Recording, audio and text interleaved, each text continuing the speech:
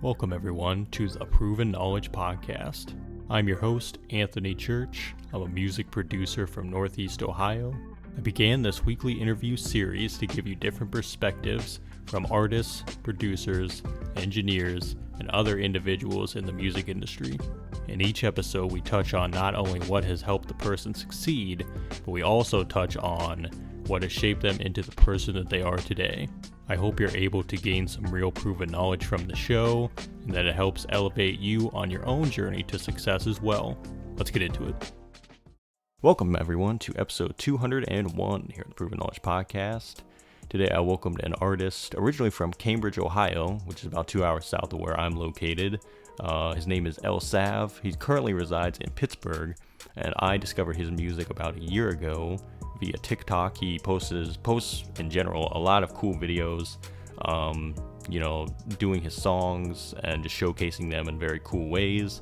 And I was just very impressed with his style at the time. I remember reaching out to him, getting connected, and we were able to get him on the show this week. So very cool conversation.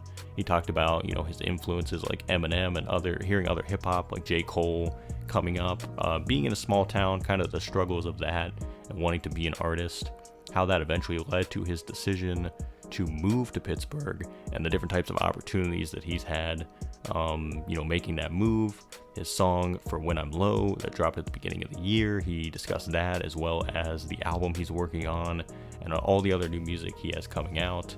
And he's going to be doing, hopefully some open mics and some different shows in the area. So if you're in Pittsburgh, definitely be on the lookout for that. Another great conversation this week, and I hope you guys enjoy it. So without further ado, let's get into it. All right, welcome everyone to episode 201 here on the Proven Knowledge Podcast. Today I have a really dope MC, really a big fan of this guy's music, originally from Cambridge, Ohio, which I found him, like I said, about a year ago, and he's currently in Pittsburgh, Pennsylvania. So everybody, please welcome El Sav to the show. How you doing today, man? What's up, man? Appreciate you having me on. Yeah, I'm doing good today. Absolutely, man. I'm glad to have you here. And like I said, I think it's probably last spring is when I initially found your stuff. I found your TikTok, I'm pretty sure, at first. And I was blown away by the quality, man. And I was like, oh, he's from Ohio. That's super cool. So I know we kind of just been like from afar looking at what we've been doing each other. And, I'm glad to finally connect with you on a deeper level today. So to get started, we have the guest give some background. How did you get into music initially? How long have you been at it? Just some basic info for those that might not know you and what you do. So I'd say everything kind of really started for me on my musical journey back when I was like 10, 11 years old. I was in like 5th grade, and I started listening to music with my friends, and really how I got introduced to rap specifically was, like a lot of other small town white kids like myself, was through Eminem. And so I got Eminem's Recovery CD, or my dad had it actually, and then I got an iPod and that was on there too, and I just played the shit out of that album. Which, can I swear on here? I guess you're good, man. You're all good. So I played the hell out of that album, and kind of from there, that's everything kind of just sparked outwardly from that initial exposure. And then really how I got into actually being an artist myself as opposed to just being a fan was so I played basketball, and every year at the various basketball camps I would go to in the summer, I would always get in rap battles with kids, and I became I kind of got a reputation. I kind of became known as the kid that rapped. So from there, I kind of just naturally progressed it to writing my own verses pretty early on, and then just continuing that into when I got into high school. I heard when I was a freshman in high school, 2014, Forest Hills Drive came out by J. Cole, and that really changed my life because I knew what type of artist I wanted to be. I knew the way songs could be written. I'd never heard something like that. I was like, wow, this is just the storytelling and everything like that. So from there was really the second burst of, this is what I want to do. This is the direction I want to go in. And then from there, I just actually started making stuff, putting it out, and and here we are. Yeah. It's crazy when you get those moments too, when you are a fan of music and you're just like, wow, I just want to be involved. You know what I mean? You don't know initially how you're gonna do it, but it's like you just start kind of planting the seeds of like, I want to do what they're doing in my own way, which is super cool. And then when you look back on those moments, you're like, that was pivotal. You know what I mean? Because if you didn't have that exposure, you probably would have never been here today doing what you're doing. Mm-hmm. So it's like it's the things we take for granted too. But I think that's where it always starts, is just being a fan and then figuring out like how you want to get involved in everything. Were there any initial challenges when you decided like you were going to start writing songs, you were going to start recording? Was there anything initially that was like kind of like a barrier of entry that was kind of hard to get through? I mean, there wasn't really anything difficult from like my end in terms of like doing it, like writing songs or whatever, because like I started writing verses like really soon after I was like musically awakened, I guess. So naturally I kind of just like, it was always just a part of my being. Like it was just a thing I did, was I wrote verses, and then obviously you progress your songwriting into like actual songs as opposed to just verses, and finding your style, what you want to talk about, how you want to, you know, approach music. But in terms of barriers outside of myself, I would say, I mean, when I first started recording stuff, I was a junior in high school. I had a crappy mic that one of my friends had bought, and somehow I ended up with. And I didn't have a mic stand or anything. I was taping it up on a squat rack in my basement, and just recording from there. And I didn't have any mixing software. I didn't have anybody that knew how to do that. I was kind of the only guy really trying to do something like that in my area, or at least in the way that I was trying to do it. So in terms of barriers, that would be the main barrier, was just having to figure out everything on myself. I mean, I had to figure out how to record. Like, you know, at the time you think all those songs you're making are like, damn, this is the dopest thing ever. But then you go back and it's like, I didn't even know how to like ride on the beat really, or like record my vocal inflections. I didn't know how to actually do that. So I just had to naturally figure out how to improve with, you know, with no one showing me the way, just kind of listening to music and picking things from that. But yeah, I mean, I would say just one more thing is that another barrier would just be coming from a small town where I'm from, like no opportunities for music. You know, it's just, especially rap music. So there's just no clear path forward to try to progress like with something tangible. But I never really thought of that. I kind of just was like, I'm making songs, and eventually I'm going to get somewhere else to have more opportunity. Yeah. And I really just think getting through that initial period of like when you start is the hardest part, you know what I mean? Because sometimes you do lack resources, sometimes you do lack just, you know, wanting to get through the tough times to get to where you want to go. But like you said, you just kind of got in there and got your hands dirty. It didn't really matter because you enjoy what you were doing.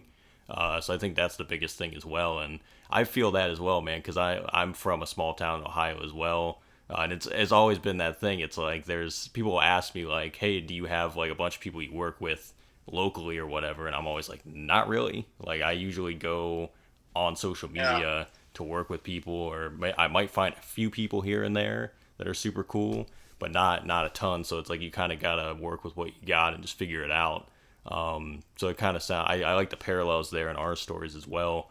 And I've never been to Cambridge. I know it's like 2 hours south of where I'm located. So like you said, small town, not really a lot of stuff going on.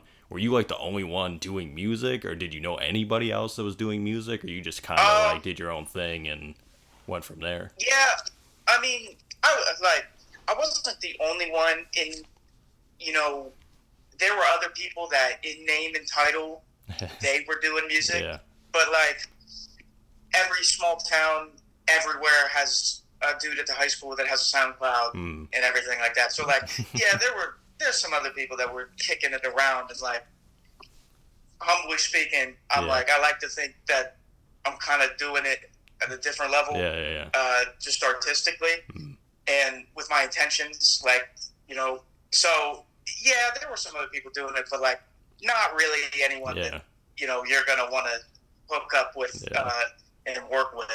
Yeah, it's like the level of seriousness, you know what I mean? I feel that too, for sure. because I've even had people that will like say, hey, you want to work together, and I check their stuff out and I'm just either not impressed, or we'll try to set something up and they'll just flake on you, and just like you'll never hear from that person again. And I'm just like, well, I did my part, like that's on you, you know what I mean? So it's that too. It's like kind of just finding people that are they take it as serious in the craft as you do, which can be very difficult when you don't have a lot of people around you. And I feel like people from big cities, they don't get that, because I talk to people from all over the country and they are like, oh yeah, I work with so and so, and I'm in like the DMV area or Dallas, and I got all these people around me. I'm like, I can't relate to that. I don't know what that's like, but like good for you, but you kind of just got to make it work wherever you're at, figure that out. So I know you moved to Pittsburgh recently. Was there any like reasoning behind that musically, or was that for something else? Like, what was the reasoning to relocate to Pittsburgh? Was it to be in a bigger area, or was it for school? Yeah. Like, what was it for? Yeah, basically, you hit it right there. It was just so I graduated college the previous spring. I went to Akron, and so I graduated there, and then I wanted to get out of Akron. Just it's Akron, not a huge fan of the city, So and even then, it's like there's not a ton of opportunities really, even in Akron. You got Cleveland there, so but so I wanted to get out of there. I've always liked Pittsburgh. Growing up, because we're only a couple hours away from Pittsburgh and Cambridge, so I go to the city all the time. So I always had an affinity for the city, and one day I would like to go there. But it kind of just, I just kind of got lucky with the opportunity, because one of my friends that I went to high school with works out here now, and he was like, "Hey, why don't you come, live with me?" And I'm like, "All right, bet." So it kind of just gave me an opportunity to have an easy transition into the city. And now that I'm here, definitely, I wanted to do that for the opportunities, because there's way more things going on in the city like Pittsburgh compared to somewhere like Akron musically. So yeah, it kind of was just I needed a fresh start personally, just wanted to be in a new location, and musically too. Yeah, just it gives you more opportunity to be in here for sure. Yeah. And what opportunities have you found so far? Like, have you met some people that you've been collaborating with, or different? Have you been doing live shows, anything like that? Like, how's it been going? So far, I haven't really found a ton of that yet. I'm always looking. I'm always, I've met some people. I've met different people, that are different types of artists, even not even music, like visual artists, all that. Like, so, I've met some people, but I haven't had the opportunity to go to a live show yet, just because I haven't found any live shows that I am interested in, like in terms of like the genre of music. Like there's a lot of live shows going on for like really crazy like punk rock bands and stuff like that, and I'm like, I'm waiting for somewhere where like it would make more sense for me to try to go and meet some people, you know what I mean? So I haven't really got the opportunity to do that yet. But this summer, because I wasn't here for the summer last year when a lot of the shows and everything like that were going on. So now that I'm going to be here for this upcoming, spring, summer, everything like that, I'm really going to try to get active and go out there and kind of get involved in the music scene more than was available in the winter. Really, there wasn't just as much going on. But and then I've been finding. This week I just found a few brand new open mics that I'm really trying to go to here in the next month or two. So I'm really excited for that. Because I hadn't been able to find good ones in that one either. But I finally found some good ones, and I'm like, oh, these are where I need to be. So I'm going to start heading over there to those. Yeah. So it's a work in progress, is what I'll say, yeah. Yeah, and being able to align yourself with the opportunities, I think, is the biggest thing. It's like you kind of just got to be where the action is, and then when the time comes, just be like, oh yeah, I'm going to try to pursue this and see how that goes.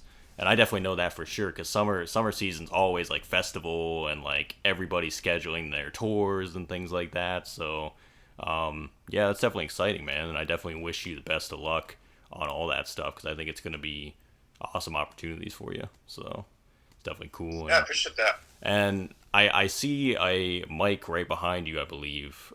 So my next question is about recording and just your process behind all that. Now seeing that, I would take it as you like to record at home. You're more of a home studio type of person as far as writing, recording, doing all the stuff there. Is that true? Do you ever go to studios, or does it not really matter when it comes to actually doing these songs?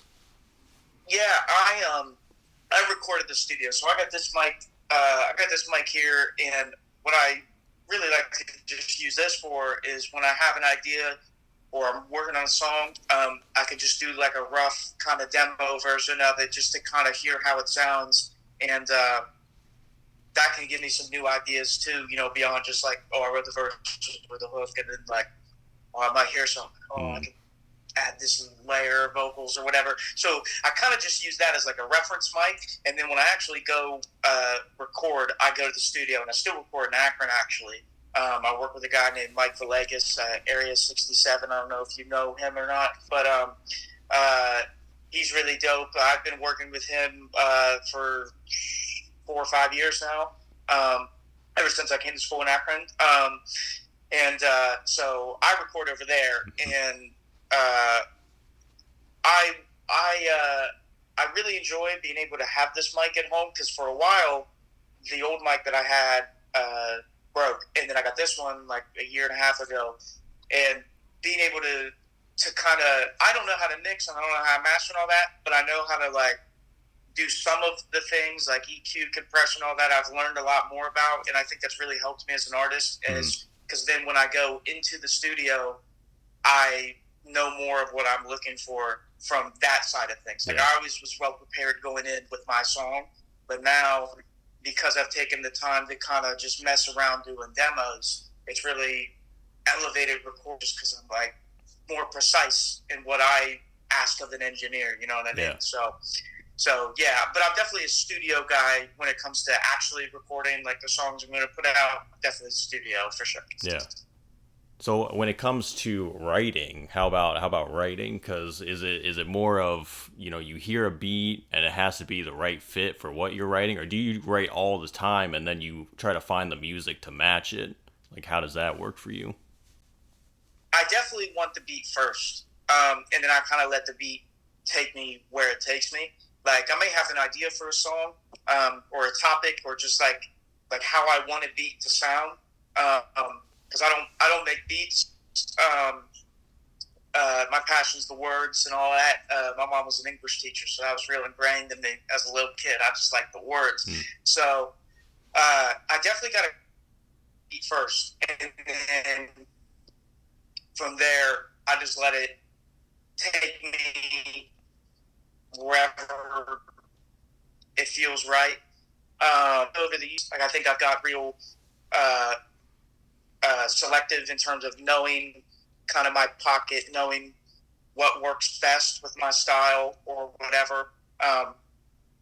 And so from there, then typically, so I get the beat, and I want to say more often than not, I do the hook first. I like doing the hook first, especially recently within the last couple years, where I've gotten more and more interested in like just melodies and everything. Like music that I got coming out later this year is a lot more melodic, especially like on the hook and everything. So it seems to me that I naturally like to do the hook first, come up with a catchy hook, or at least a melody for the hook. I might not have the words yet, but I like doing kind of the outline of it, and then go to the verses from there. That's not like a hard rule. Like I don't always do that, but just like sometimes to me it seems like the best songs that I write, they start that way, where I find that melody real quick, and that just shoots off light bulbs for the rest.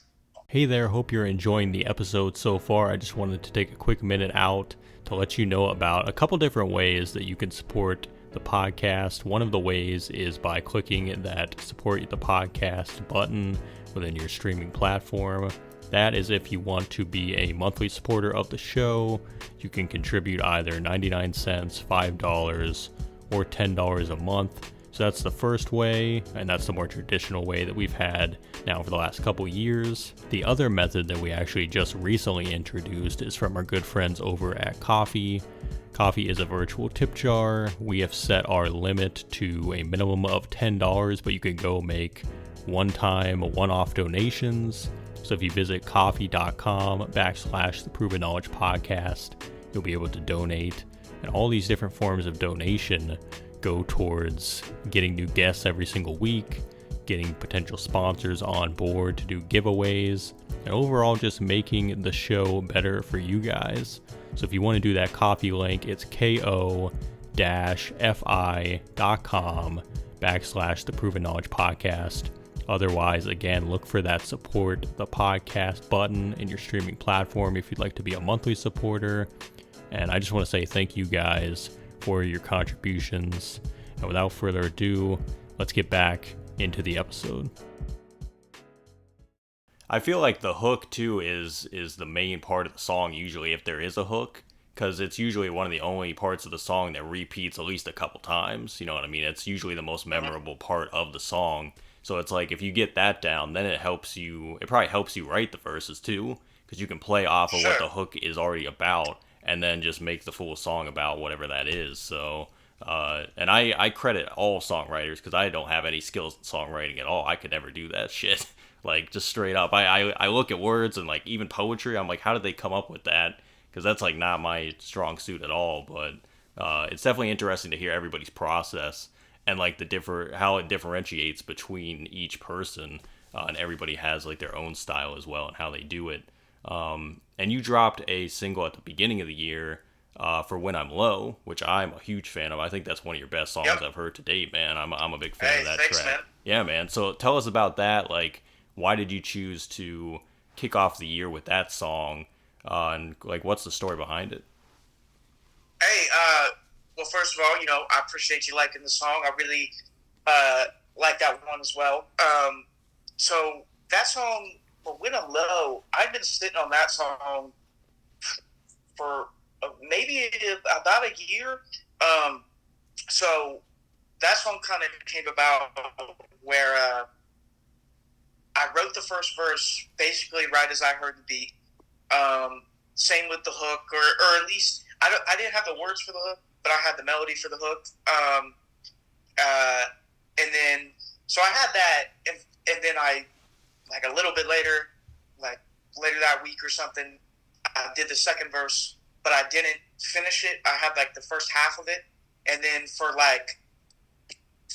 I'd say, like, maybe like March, April of last year till like November, I was stuck and couldn't finish that verse. Like, there was just a couple lines where I kept trying to figure out something or what I wanted to say right there, or how I wanted to say it. And because I really wanted to put that song out, because I was like, the first verse is dope. By that time, I sketched out the hook more and everything. So I'm like, this is a really dope song that I got to get out there. But I was like, I just can't find the words. And then finally I found it and put it out there. But the idea behind that song, like, it wasn't even really specifically, like, about a topic or anything. It was just kind of a jam that was inspired by, waking up in the morning, you got the sunlight coming in through the windows, and you're just kicking a verse. That's kind of how it felt to me, was just waking up, working on music, and kind of feeling like anything's possible out there in that morning sunlight. So I thought it was just a fun little jam to kind of make you get up and move to. And then now it's kind of taken on a new life for myself personally, just because, like, on the first song of the hook is walking through my town real slow, like that line, which I had always had that line, but now, because I live right downtown in Pittsburgh, and I'm walking through the city when it's warm out. Today we just got hit with a bunch of snow, so I'm not going to be walking out there today. But when it's sunny, I'm walking all over the place. And so for me, it's taken on a new life, because I put that on my headphones, and it's just like, it's something that I get energized to, just walking through my city. and I got this beat on. It reminds me of another one of my songs, Anonymous. It kind of gives me a similar vibe, but just like getting out in the world and, you know, just kind of feeling alive, you know? Yeah, it's like having morning motivation. You know what I mean, to get your day Mm-hmm. kicked off with a bang. So I definitely think that's super cool, man. And I think the story, what you just said about like the process of the song, it kind of goes to show how every song has its own process and its own things you got to get through to get to the end. Because I feel like this applies to producers, songwriters, artists, whatever. Like some songs, I feel like they feel easy, or you could do Mm. them within like a day or two. Other songs, you might have to sit on them for a while before it's like, okay, this feels right. This feels like what I was trying to go for. So I feel like that is an example of you had to take a little more time on it to get it where you wanted to get it, but it paid off. You know what I mean? Mm-hmm. So I definitely think that's something to keep in mind as well. Is like every song is different, but don't give up on songs, people, because like I think that goes to show that you just never know like where it's gonna get to at the end point. So I definitely think that's cool, man. And like I said, yeah, I'm a big fan of that one. I'll be playing that a lot more moving forward. So, but Yeah, when it gets warm outside, I think that's going to be a good jam yeah, for the occasion. yeah, 100%, man. And I know you Well, said, go ahead. well, I was just going to go off something real quick that you said about like giving up on songs or they feel easy, or whatever. That's something I totally agree with. Um, the best songs to me always come really easy, like just like they just kind of pour out of you. Like Mm, I rarely write a full song in one setting. Usually, I do a verse and a hook at most, and then pick it back up either later that day or the next day. Um, that's just the way I've always done it. Like not on purpose. It's just like creatively. Like by the time I'm finished with that first verse, or that verse and the hook, or the second verse and the hook, like I'm just like creatively, I feel spent in a yeah. way, and then I pick it back up later when I'm refreshed. And but when you pick it up like really quickly after, like the next day or something, like those are the songs that seem to be they just come so easy, and they seem to be the best ones. It's not always the case. There's a lot of songs that I have worked on over longer periods of time, but I can definitely totally agree with the idea that that they just flow to you, like Mm, because then there's certain songs you can also just feel it sometimes. Like there's certain songs that I've wrote that I never finished because I could just like I'm like yeah it's okay, but like I can tell like it's not that great, yeah. like or it's not great enough to where like I really need to invest a year trying to finish it because like the end product isn't going to be like I don't love it. Like I need to Mm, love the song. Like the ones that I do spend a year on working, it's like I already love the song and know it has potential. But then sometimes you'll write a song and you're like, yeah, it's cool, but I don't, you know, I don't need to finish it, mm, or I might finish it even, and it's like I don't even need to record it. Like it's okay,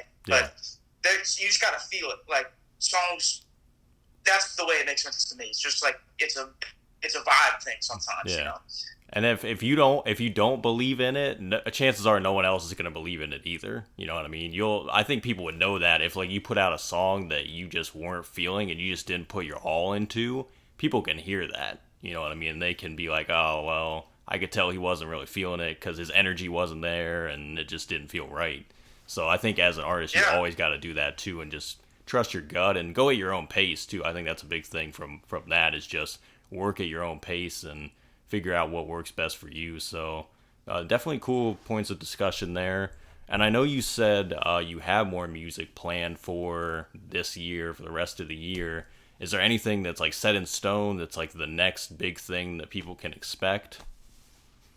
So right now, I guess this is an exclusive. I haven't said this publicly, but I'm working on my second project. It is about done, and that's going to come out sometime.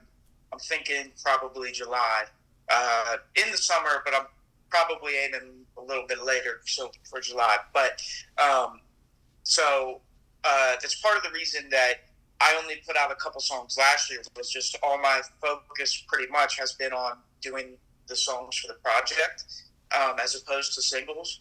And so right now I'm like 99% done with that. So I'm finishing that up.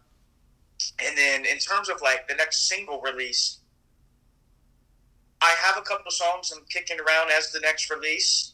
I got to kind of make a final decision because there's a few that like there's this one song that is a single, but I'm like I kind of want to tie it to the mixtape a little bit. Like it's not going to be on it, but like I want it to kind of be part of like that era. Yeah. So I'm like I would put that one out next, but I'm like I might want to get closer to release and kind of tie it all into the same creative realm. But so right now I don't have anything slated to drop like in the next month or so, but I'm going to be going to the studio here in the next week or two, work on some songs, work on some mixtape songs, but I'm also going to do some of the single songs, and then I have a couple songs just laying around in my just in my hard drive that I might throw out there. Like there's this one song, you know, you're talking about like not believing in it in the song or whatever. Well, there's this one song I did like 2 years ago that I never put out, and like all my friends think it's crazy. You gotta put this out, and I'm like, it is cool, but like creatively, it's not where I'm at now. So I don't really want to put it out just because I don't believe in it anymore. Not that I think it's a bad song. I don't think the song stinks or anything. I just don't really care about it as much anymore. Yeah. Like it's just like because it's 2 years ago, and it's a different creative type of song than what I'm making now. So I'm just like I'm not interested in it, and I'm like I could put it out, but I don't want to be in a situation like you're talking about where like I don't believe in the song. So I'm like, yeah, I could throw it out there, and I may throw it out there as a Lucy sometime, but I don't want to have to go promote a song, do all of that stuff for a song that I'm like I'm not really into anymore. Yeah. So I might do that, but no, nothing directly on the horizon because I'm just really locked in on finishing this project first because it's been about 2 years that I've been working on this, and it really is the best music I've ever made. Everybody says that when they got a new project coming out, but you know, every time I go back and I listen to the songs that I've already done, I'm just like, this is, I can't wait to share. So that's where I'm at right now. Just working, finishing that up. Awesome, man. Well, I'm definitely excited for the project, and I definitely feel that about, you know, it was recorded at a different time in a different place, you know what I mean? So if it, like you said, if it doesn't feel right, you can't really go that route. But definitely excited for the project, and I'll definitely be on the lookout for it as well. So that's super awesome. And we're down to the last few questions here. These are ones I ask on every episode. They're more life-related stuff. The first one is, if you could go back 10 years ago, maybe give yourself a piece of advice, or maybe not change anything at all, what do you think you would do?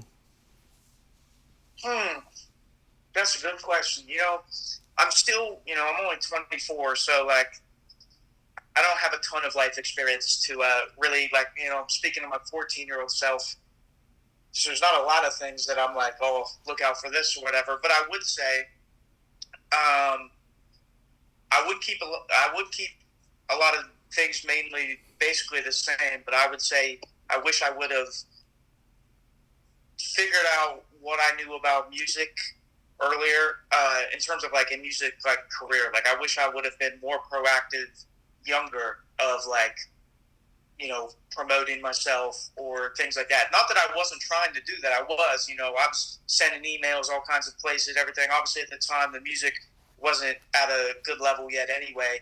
But, you know, it was going through growing pains. Like, I was learning how to navigate that. I didn't have any clue. And, you know, I guess TikTok wasn't a thing yet. So, like, getting reach to people that weren't following you. I have no clue how to do that. So I would just say to be more proactive of just promo, learning all you can about the music industry and the music career avenue that you're trying to go on. Yeah. That would be the main thing for me. Yeah, I like that. And if we flip that then and we say 10 years from now, where do you think you envision yourself in music and in life in general as well?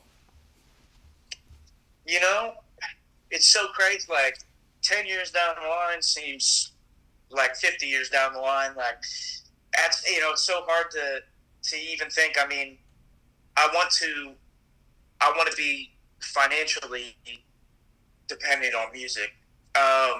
So that's where I want myself is making songs that pay the rent. And so music wise, that's where I want to be. Is I want to be a full time musician, being able to tour, do shows, and everything like that. But in my personal life, I mean, really, I just want to be somewhere to where, I'm around the people that I care about. I got my friends in my life that hopefully aren't too far away, and we're kind of able to live relatively carefree. So nothing real like specific. I want to be at a place to where I can feel accomplished, and feel set with what I've done. Not that I would be stagnant and not want to keep going, but just I want to be a success in my lane, because for me, at least, that'll make everything else in life just a lot easier. Yeah. Of just feeling set and accomplished. I'm a real goal-oriented person. Like, striving for something is what excites me. So I want to do that, and then hopefully by that time, there'll be something else that I'm even, I want to get interested in too. That maybe there's another goal. Who knows? It's 10 years from now. But yeah, I mean, I just want to be financially independent, doing music full time, and just hopefully, hanging out with my boys, doing stuff like that. Yeah, just keep family. I don't know. Yeah, just keep on elevating. Every step of the journey. So that's super awesome, man. And do you have any final words of wisdom today for the listeners? I would just say, I mean, this goes for really anything, whether it's life or music. I'm thinking of it from the music perspective, but it goes for anything. I mean, I would say just do you. Like I said at the beginning of this, when I heard Forest Hills Drive, and knew like what type of artist I wanted to be, like, meaning like I don't want to fabricate an image. I don't want to lie about something. I don't want to, say that I'm something that I'm not. And I think that through talking to people that listen to my music, DMs and everything, I think the things that they always seem to mention is just like how much, I don't want to say they relate, but like they can tell that I'm being myself in my songs. Like they're talking about like, oh, your music really, seems chill, laid back, like something you just put on while hanging out at the crib, whatever. And I'm like, yeah, I mean, because that's what I like doing. I'm not trying to make songs telling you about, I'm not trying to make Drake songs talking about picking up chicks at the club all the time or popping pistols, whatever. Just because it's not, it's not relevant to my actual life. So I think the main thing that if you're going to be an artist or you're just going to be a person in general is just to always be you, because that authenticity is kind of, I mean, it's no fun to be someone else. It's cool to be you. So yeah. I would say that would be my main thing for sure. Yeah, absolutely, man. I think that's great advice for anybody and anything you do. So that's awesome, man. And dude, I gotta say thanks again for joining me. That's all I have for you today. But just keep doing your thing, man. And I think that what you got going is super awesome. I'm gonna stay up to date with the music, and we'll have to do this again soon if you're down, man. So thank you again. Oh, dude, I'm down anytime, man. I had a great time today talking. This was fun, man. Thanks, guys, for listening today. That was episode 201. We'll be back this time next week. As always, hit that support button on your podcast streaming platform if you'd like to send any funds. And feel free to leave us that 5-star rating if you enjoyed today's episode. So we'll see you then. Thanks, everyone.